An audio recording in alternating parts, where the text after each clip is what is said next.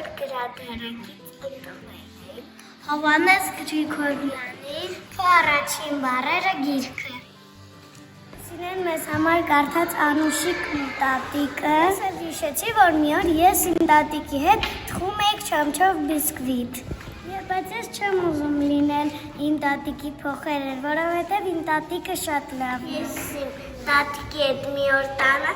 սարքել ենք ամեն խաչապուրի և գազեմ դպրոց բոլորով կերել ենք։ Ողջույն, ես հիշեցի, որ ես իմ տատիկի հետ պատրաստել եմ պիցցա։ Ես իմ տատիկի հետ տնկել եմ ծաղիկներ, խնամել եմ։ Տատիկի հետ ժինգելով հացել և բերել էի բոլորով կերել էինք։ Ես իմ մայրիկի հետ պատրաստել եմ ադիբուտի ու բերել եմ բոլորը։ Տանվեր եմ ու շատ մեծ տանիք կա, կարող ենք նստել աստղերի նայել։ Սա ես եմ, փոքրիկ Գրիգորը։ Ես նստել եմ տանիքին և նայում եմ աստղերին։